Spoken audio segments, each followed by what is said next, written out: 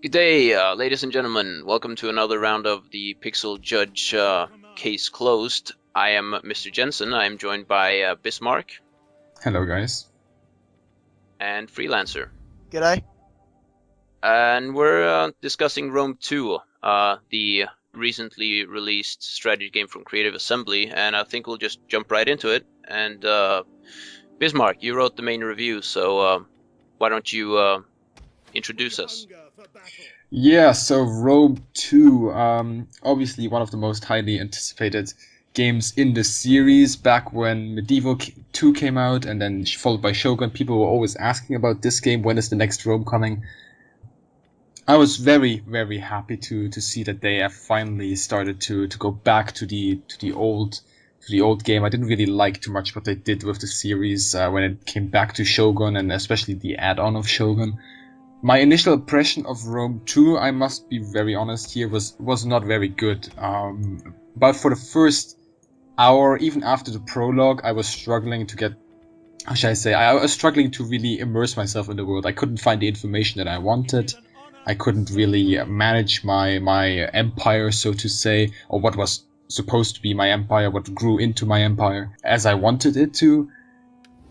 But then slowly, when I started to realize the things that they have mentioned in the prologue, there's so many things they haven't really done in the tutorial. I started to actually starting to like the game. There are some things that I'm still critical about, and I'll probably talk about those a little bit later.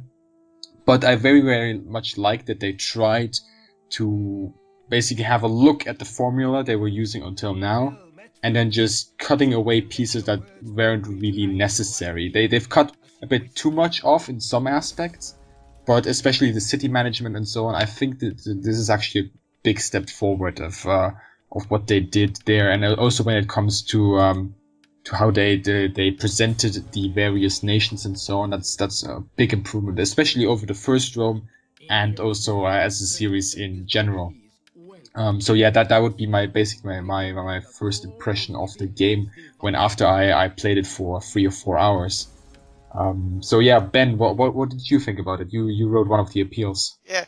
I loved Rome 2 the same way that I loved the original Rome and all of the first four Total War games. I kind of stopped playing after Medieval 2, so I can't say how Rome 2 measures up to some of the newer titles, but yeah, I enjoyed coming back and seeing a shake up in the style again, and I really did enjoy the cut down cities and the way that encourages a bit more strategy. And honestly, a lot of the complaints I've seen about the AI and stuff doesn't really matter to my playstyle. So I I gave it a 5 out of 5, and I'll stand by that no matter what Creative Assembly do to fix problems later. So Yeah, I mean, for example, the AI, what you mentioned there, the AI has always been a problem with Total War, with the Total War series.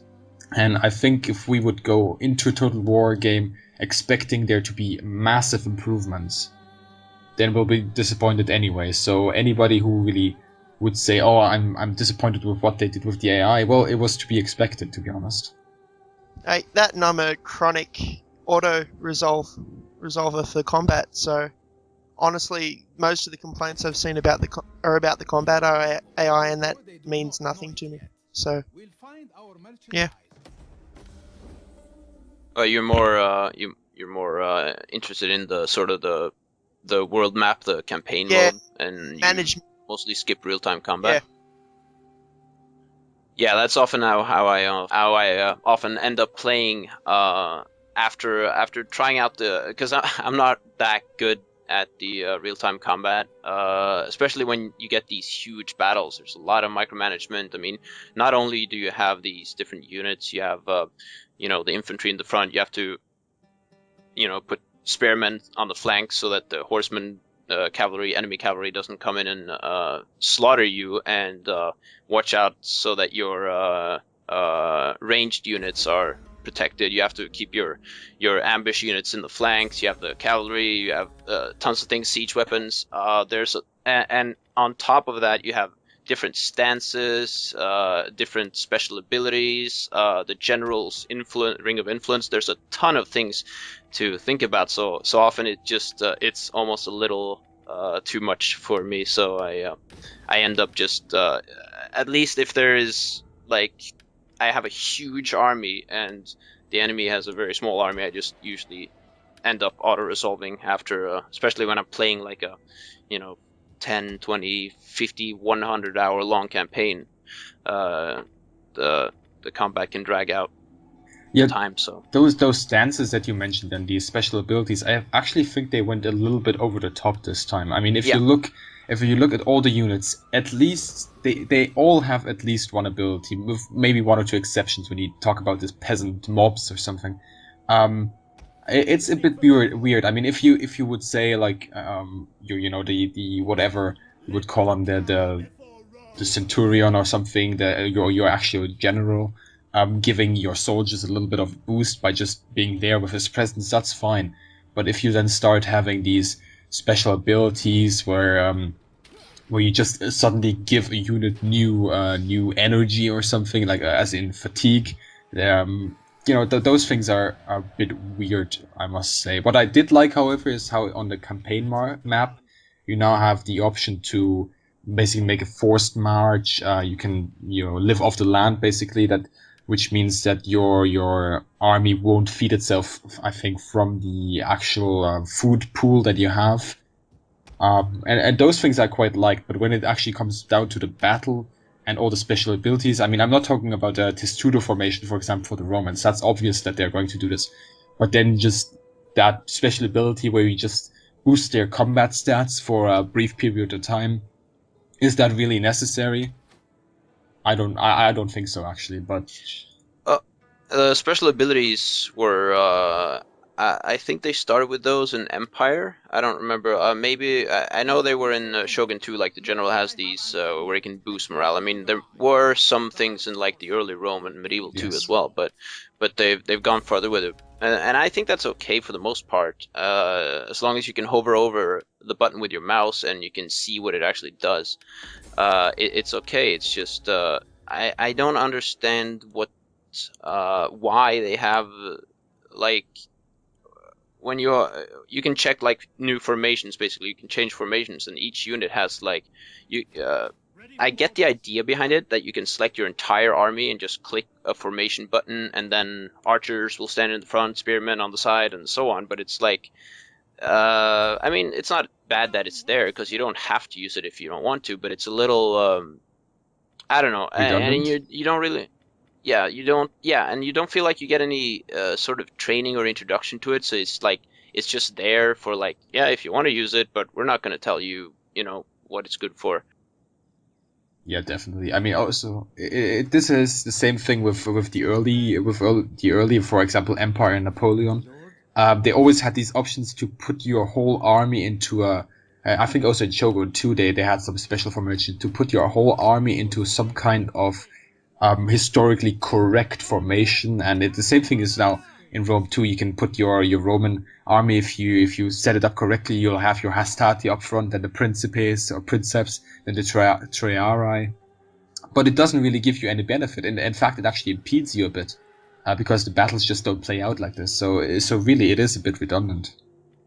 Yeah, and when you start clashing into the enemy, it's basically just get all your troops in there and have them fight, have them stand together so that they don't lose morale and start routing. Keep the majority of troops on your side in the battle, and then potentially you can have a unit of cavalry just coming in from behind the enemy, and then you'll break them basically. And it really doesn't matter which formation. Yeah, like you say, it doesn't. The battles, once they actually once swords clash, it just doesn't play out that way. Yeah. Also, there was this change now that the units can attack, or multiple units can attack one unit at the same time, or one soldier. Multiple soldiers can attack one soldier. Now, this is the first time they actually enabled this kind of mechanism in the game. And in the beginning, I thought this would really balance things out, for example, for the barbarian nations, which would then rely on numbers. But actually, if you look down on the unit sizes, they're all the same. You have a barbarian warband that is 160 men strong, and then you have legionaries 160 men strong. You send those one against one, and the barbarians are going to get slaughtered. And Yeah, and if you why? I mean, why don't they even inform you how many troops you have in each unit? I mean, now there's like a health bar. It's so weird. Why don't they just have a number that says, okay, 200 like before? I mean, the health bar. I get the health bar. Like, okay, this is how destroyed your unit is, but you can see it anyway. I mean, and because of the way morale works, most of the time it's not, you won't be fighting your unit down to like 5 men. I mean, when your unit is half gone, usually they will start routing unless they're surrounded by friendly troops, and in which case you won't be able to see anyway. So I think it would be better to just have the numbers, and I agree, there should be more variety in the unit sizes, like in the original Rome. Yeah, definitely. Pretty sure the health bars actually got something to do with the mechanic on the battle map where your troops replenish in friendly territory. Rather than having to adjust numbers every turn, it just increases the progress bar. Well, sure, but I mean, in the actual battles, Yeah. that's where it should be. There should be numbers there, but sure, it might not be that important in the world map, because then you just see, okay, I have an army and it's full now. So yeah, I think it should be By the way, in the actual combat. how did you guys actually use this bird's eye view battle map? I avoided the battles at all opportunities, actually, so... Yeah, because Yeah, 'cause this was the big thing they announced during. yeah. Did we lose Bismarck? I'm not sure, actually. We'll get back to his point then. Anything else from that you wanted to...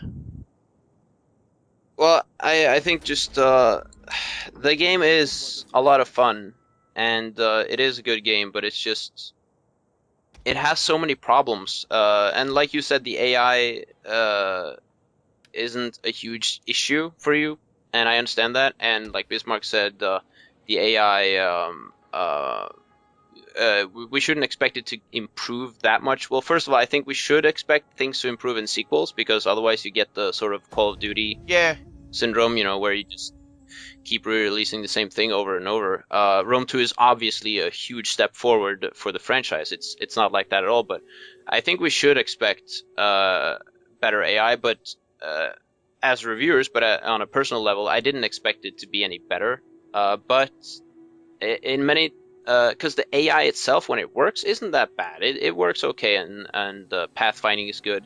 But the problem is there's so many bugs where just the AI will just give up. They'll just stand still. They won't attack. They won't do what you tell them to do, and it's I don't, and it's really frustrating. I mean, for someone like me in the campaign, it's not a big issue. But say you're playing a ranked multiplayer match where suddenly your army just gives up, and the enemy players can just attack you without any consequence, or if you're the sort of person who enjoys mostly the real-time combat, I mean, who plays the game for the real-time combat instead, like skirmish or historical battles, then it can be really infuriating yeah.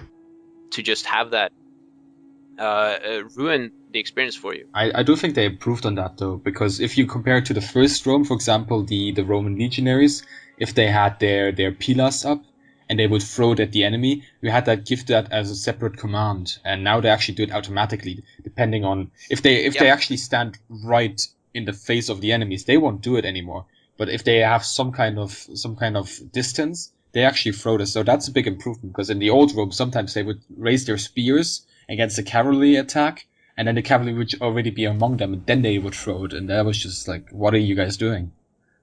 I mean, the whole game is basically they try to streamline things and make it so that most things that, like in the 90s and early 2000s, were kind of, in strategy games, you were supposed to do them yourself, because strategy games were kind of niche. Now they try to make it more mainstream and make it more accessible for other people. So like these things are automated. The diplomacy, they've removed the diplomat and still have a a diplomacy system where you just, as long as you border to them and you've discovered them, you can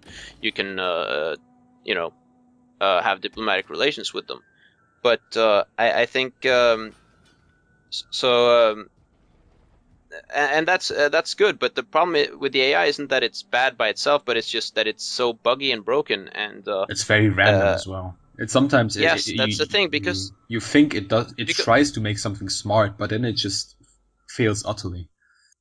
yeah, and that goes for the campaign map as well as the real-time battles, because sometimes I feel like I have these one-unit armies or two-unit armies just coming out of a enemy city, just pumping onto my walls and getting demolished every time, and they keep coming all the time. So it's like, why didn't they just wait and amass an army and then march on me?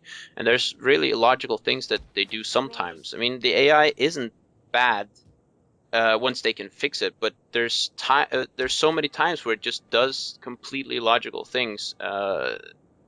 So it's something that needs to be improved over time, and hopefully they're able to get away with some of the do away with some of the AI bugs, like when they refuse to dismount boats and they refuse to walk somewhere because one guy is stuck in the geometry, or Yeah, speaking about like fixing and improving things, the performance of the game is just, I don't even know what to say about it. When I wrote the review, we were in contact with the Creative Assembly, and they told us that the performance at currently of the review build is not as it will be on launch because of some of the issues they have with Steam and it being not an official copy and so on, because it's a review build and so on.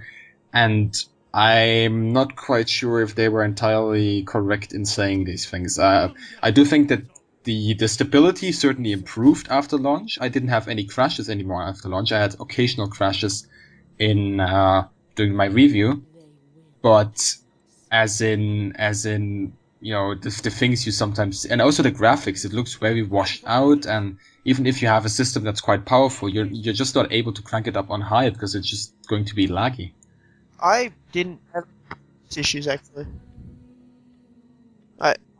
I might just be lucky, but I had no issues with performance on the high-end computer I was using. Yeah, I played. I mean, I don't have a high-end computer, and for me, the performance was. It should have been better. I cranked it down to high. I mean, you still have very high and extreme on my sort of kind of middle range computer, mid-range. And it's not terrible for me, but I hear a lot of people with especially advanced graphic cards have a lot of problems where it doesn't matter if they play on low or extreme, where they have like Titan and stuff like that, and it still just runs terribly because the game isn't optimized or there's drivers needed or something like that. And I kind of find it odd because I mean Shogun 2 was relatively demanding, but and it isn't as advanced as Rome 2. Shogun 2 was very, all these particle effects and the vegetation stuff is more dense, you could say, in Rome 2. But at the same time, there's so much stuff that it often there's so many details that it's very often jagged and blurry and unclear.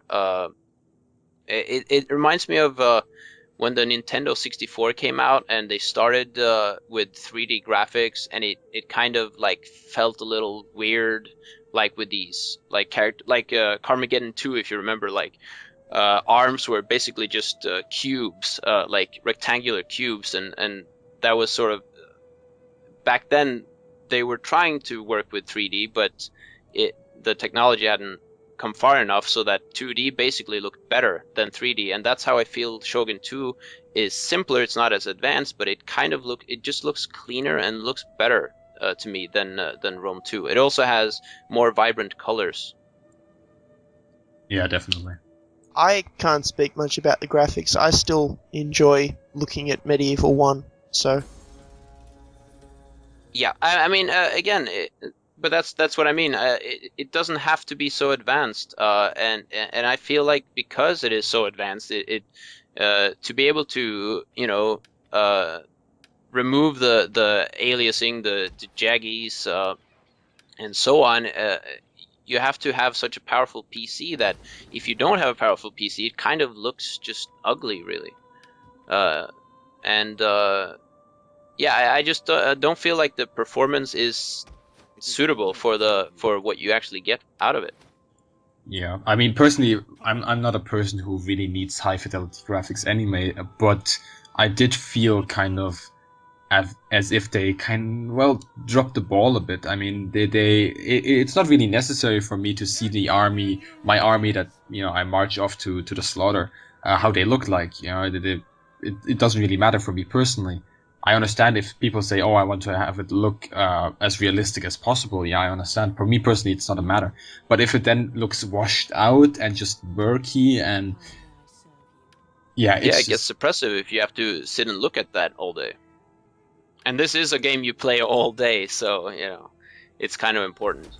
I mean, it all depends, really. I mean, where you are in the world, basically. It is more vibrant in certain places than others, but I kind of feel, yeah, it does look a little washed out sometimes. I mean, I'm looking at the screenshots from the review now, and it basically is.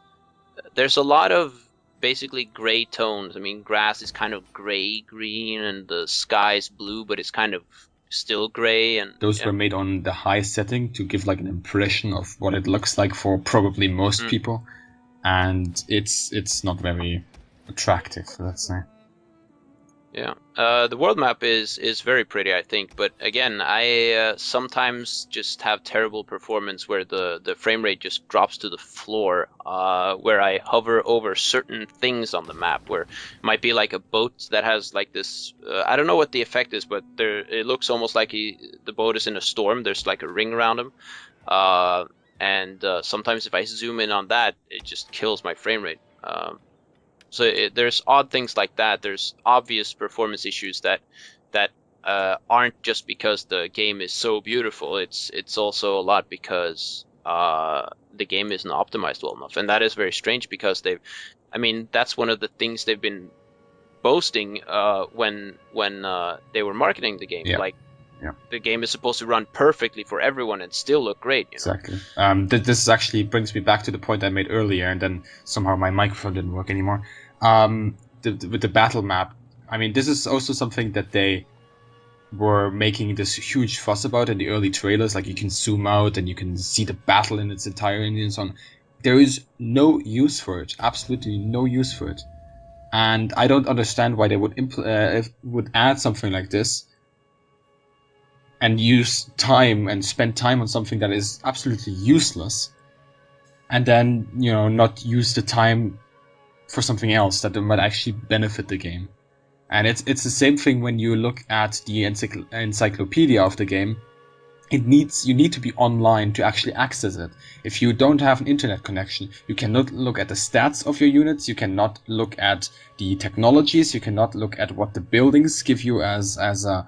It's basically always online DRM. Yeah, it's just Basically is. That is probably one of the bigger problems I had, because we here in Australia don't have an incredibly great internet service. So whenever I was trying to get onto the encyclopedia, it took about 10 seconds to bring up. So That's not good. And that it's not, it's that problem is enforced by how everything is supposed to be like before you would have these menus where you click on something and the menu pops out of the side of the screen. Now you have to find all the information. You have to go into the encyclopedia for everything. I don't understand why they did it that way. Yeah, I don't get it either. I mean, there is really no use for this encyclopedia other than that they maybe want to try to bind their customers onto the internet, so to say. I mean, yeah. And also, like, well, what you said about the map there, I mean, it's not I mean, it doesn't have any real use, but at the same time, it's not bad. And I think it's the same as, you could say the same for Empire's ship combat, which was pointless and it wasn't really fun. But because they had it there, they learned from their mistakes, and with Shogun 2, they improved it. I mean, it wasn't great there either, but they took that, they simplified it, they made it faster. I mean, a little faster, and with this game, they've brought it even further. I mean, naval combat is at this point almost broken with the AI performing all sorts of weird things. I mean, you can check on YouTube all the examples. But the core mechanics behind it is, it's not as much about like, sailing and stopping and shooting cannons. It's more about like ramming into people and boarding their ship and destroying them. It's more fun. They've improved it over time. So I think just the fact that they introduced the map now, and it as long as it works, it might get a better function later through mods or expansions or sequels or whatever. So I think it's just good that they have it in there. But I don't.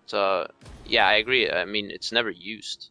You never use it in the game, and I think that has a lot to do with because the battles are relatively fast paced, and you never really feel like, now I have time to consult the battle map. So Yeah, it's that's what I feel as well. The battles are over so quickly in this game. When I remember Rome, maybe this was in the first Rome. This was because everything ran a bit sluggish. The units didn't move. They weren't as responsive. But I feel like the most battles that I have are just little skirmishes that last for maybe 5 minutes, and that's it.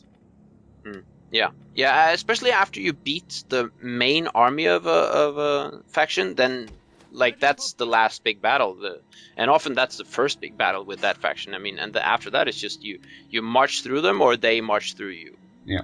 The longest battles I had were the ones in the prologue, actually, where obviously the whole first part of the prologue, but that second mission where you had to take that town, the first time straight charge didn't work, so I ended up flanking the entire town, and that took forever.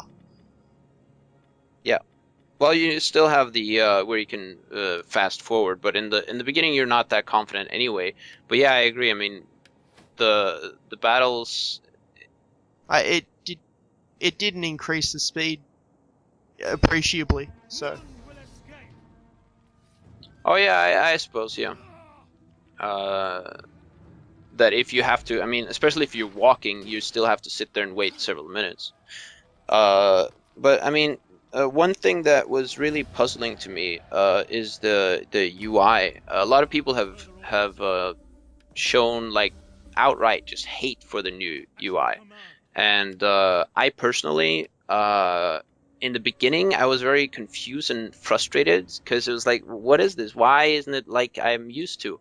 But over time I got used to it. I personally think that, and I'm talking about the UI in the world map now, the campaign, not the battles, how it's changed, and it's getting, it's growing on me. It's getting better, but at the same time, I kind of don't understand why.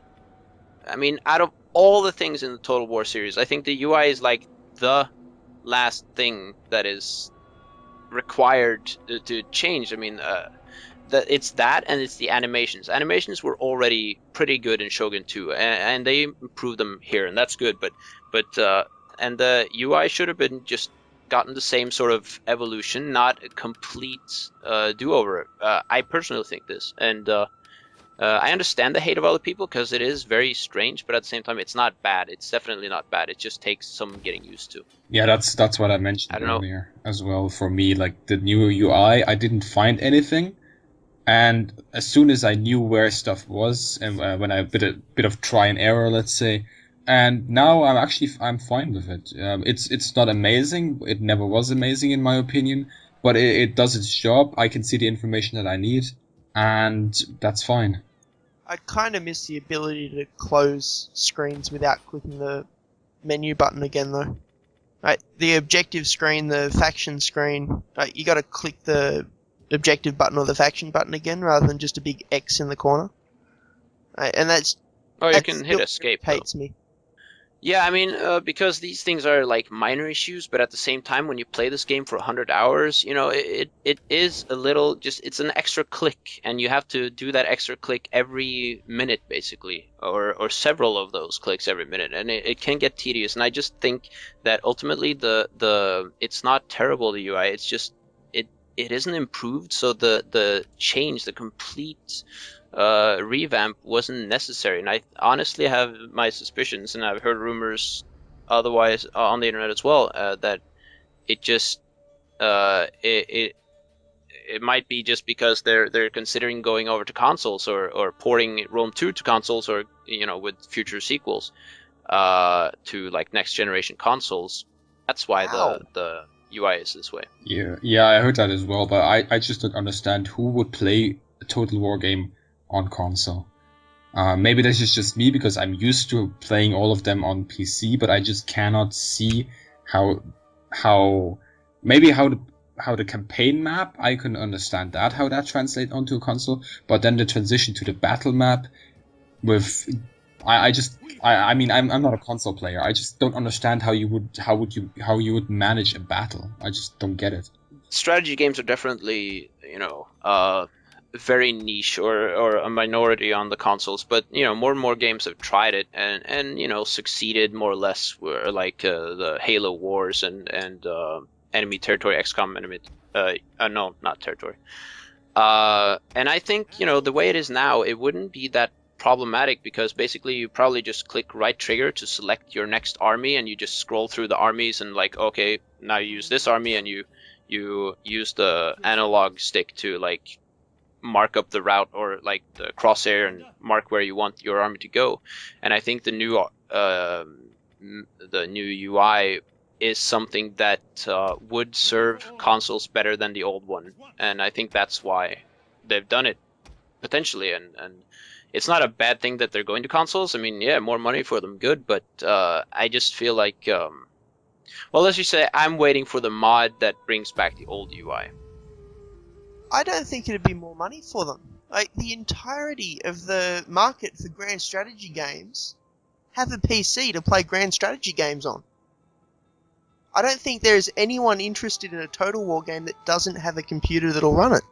I mean that's basically what I feel as well. I guess they will, if they ever go to console, they will definitely sell copies.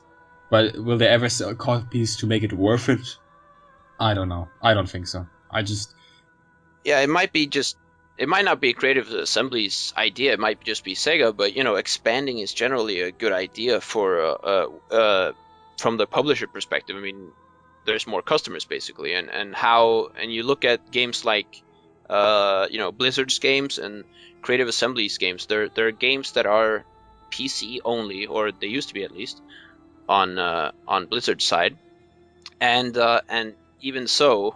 Uh, they're hugely successful, and they have an army of fans, and they get tons of coverage. And Diablo 3, when it finally releases on Xbox 360, I mean, it's not released yet, right? It's still in the works. Still coming out, yeah.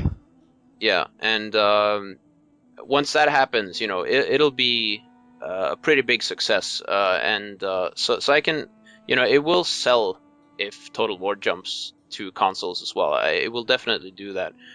But yeah, you're right. Maybe it won't be worth the port work, but I'm, the general ideas from the publisher perspective seems to be like, oh, it's good on PC. It'll always be better on consoles. It'll always sell more on consoles. We just have to market it. And yeah, I'm that's the not sure. problem with publishers. Well, it's not a, I'm overall, I really enjoyed the foundations of the game, but it just, I mean, I gave it a 3, and at times I was considering giving it lower, because I was just pissed at Creative Assembly for this, because honestly, it isn't. I mean, remember, they charge extra for this game. They sold it on my Steam in Norway. They sold it for 55 euros, and normal games cost 50 euros.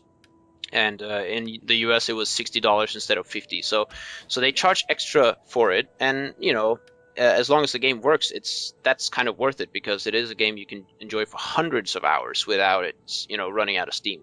and there's mod tools and so on, so there will be mods as well. So it's definitely worth it, but the problem is just they released it unfinished, and with the buggy, broken AI, the performance issues, the graphics that kind of like, at least whether you like them or not, they don't justify the performance. The UI that's like the internet dependability for most of the UI is really strange, and there's just and people are experiencing graphical like texture pop-ins, crashes, and there's Yes. tons of problems with it. And even so, and they promised that they're coming with patches, and already they've released two. Uh, so they're doing their job and they care, obviously, and it's a great game. I'm sure that over time, my like the rating I gave it will gradually. Already, it's next week after this big patch coming on Friday now. Uh, it'll probably jump up 0.5, so it'll be a 3.5 or something like that. But I can't accept the state that the game was released in. And I don't think anyone would accept it if it was a less prestigious series. If it was, I don't know, Call of Duty or something less, people think less of or don't have so much love for, people would just eat it up. They would not accept this. And I think just people are too nice with this game. But again, the foundations are great, so the game will be good, and so it's worth getting sometime. But I'm not sure it's worth getting right now when you can wait maybe a month or two and be guaranteed a huge successful game, and you'll probably get maybe $10, $20 or euros or whatever discounts on it as well. This might seem like a cop out, but for the way I play Total War games, I haven't seen any of those issues. Just as a general thing. So I stand by my 5 out of 5. Yep. I think it's the same that with my Metro Last Light review. I gave it a 5 out of 5, and I read in hindsight about the AI issues and so on, but I actually really did not experience any of those issues. And I played the whole game, and I took my time. I played the game in probably, I think it was 12 hours, and most people completed in like 8 to 10. So I really took my time, and I absorbed the world and did things stealthy, and it really just didn't seem buggy at all to me. So, but in hindsight, maybe I should have given it lower, but at the same time, like you said, I just didn't experience it at all. So really, for me, it just wasn't of importance.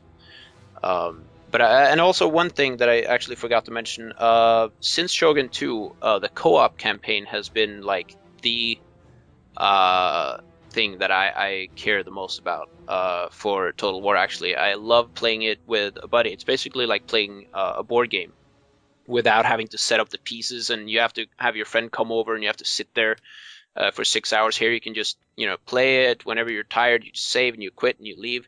And I love the idea of it, but Shogun 2 had some serious issues with desynchronization, where the game would get desynced between the two players, and it would get worse and worse. You would see armies that your friend had destroyed, they're still alive on your map, and eventually it just gets so bad that you get an error, desync, shut down, the save file is corrupt. And that can happen like after 5, 10, 20 hours of play, and that is quite frustrating when you're trying to dominate the whole world. And that bug is not fixed in Rome 2.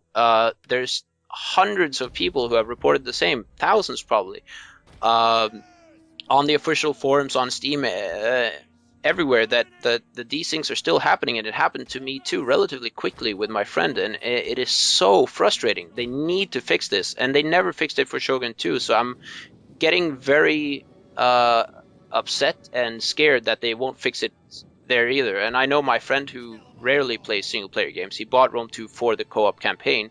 That will just be 55 euros he wasted, basically, and that is not something I can accept. They need to fix it, but because of definitely. Shogun 2's history with that, they tried to patch it, but they didn't. They weren't successful. So I really just didn't. That had a huge impact as well on my rating. And Yeah, I remember in Shogun 2 when I was playing it with one of my friends, we would basically after 20 or 30 rounds, we would save the game after every little thing. Just in yeah, we would save it twice just to have a backup because usually there was just one corrupted file. Um, but that's no way to play the game. no, exactly, And and it takes time too, and also it's frustrating. exactly, and you start saving more than you're actually playing. And what you talked about the business practice of charging more, I also didn't really like it that they had this day one DLC for Athens, Epirus, and Sparta. Um, it's for me that's part of the game. That is, they invested time during development to create these factions. That is part of the game. That is not a DLC. That is part of the game, and it should be in the game, but it shouldn't be bloody €8. Um, if you want to have extra skins or something, that's fine. But bloody factions that were integral part of the first Rome, that And it's a pretty big DLC too. yeah, there's so much in that DLC. There's new buildings, there's new units, there's new special factions really, and those were part of the first Rome. People had nostalgia for these factions, or at least for Greece, because in the first Rome it was as one faction, these three different ones, and that's just an extra €8 they're charging. So that brings it up to what 62, 63 euros, and that's just for one game. That's a bit too much.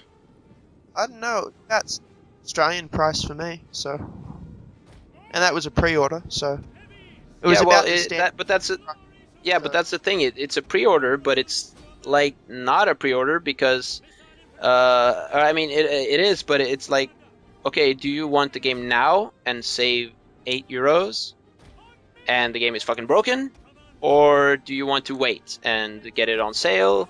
But at least then you can play the game, and maybe you'll have to pay for the DLC if you want it. It's just, I mean, pre-order DLCs are kind of I don't hate them that much anymore, not necessarily, but the problem is just when they use it as a way to sort of trick people into buying a bad game or an unfinished game. That's where I draw the line.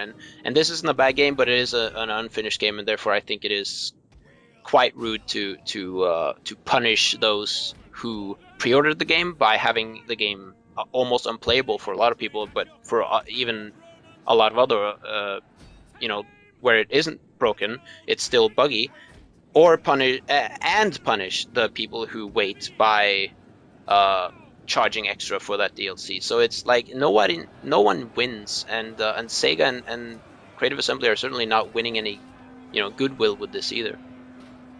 So I think it was a dumb move, very short-sighted. Pretty much. So just to sum things up, I mean, you stand by your 5 out of 5, Bismarck. I mean, Freelancer. And Bismarck, do you stand by your 4 out of 5 still? Do you feel like the game is better since you wrote the review, or worse, or do you think it's basically still a 4 out of 5 or 4.5 out of 5? It's still a 4.5. I still like the game, and I see some of the improvements that they have done. But the big things that really annoy me, as I said, spending time on things that aren't so important, spending time or making this day one DLC pre-order incentive, as well as the performance issues. I can't give it a 5 out of 5. I'd like to have it where it would be a 5 out of 5 for me personally, but it just isn't, and it's not there yet. It might be in the future, but not yet. The score is based on my experience of it, like rather than any specific criteria. Yeah, of course. And I had 5 out of 5 on the scale of fun. So.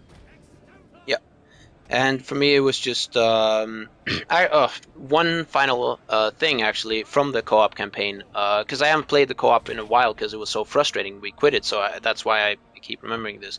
But the main reason why the co-op wasn't fun, in addition to eventually the desync, but the problem is every time we hit the end turn button, even if we didn't, we disabled the show AI turn, we had to wait literally 2 minutes.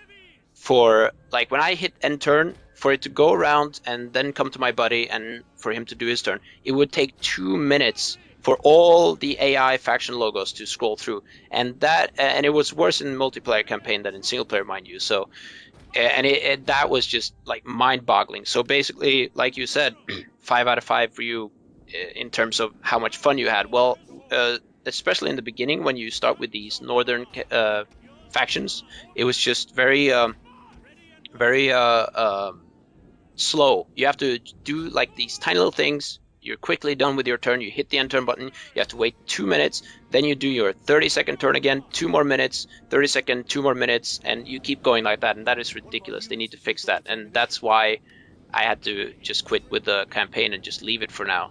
It's just that is not fun to play anymore. And the single player is fun, but those issues seriously need to be improved. And that's why I stand by my 3 out of 5. Fix your shit, Creative Assembly. Right, and I think that's it then for today. Well, I think yeah, we're done here. The game will be great, and according to at least 2/3 of us, it is already pretty good. Whether you want to buy it or not is up to you, but it all comes down to basically how you play Total War and whether you feel these issues we've mentioned is a big problem for you. Because if it is, then you might want to wait. If it isn't, then definitely go buy the game. All right, that's it for me. I'm Mr. Jensen and Freelancer. Yep. Bismarck. Yeah, well. See you guys on the next one. Yep. Yeah. Goodbye. Bye. Indeed.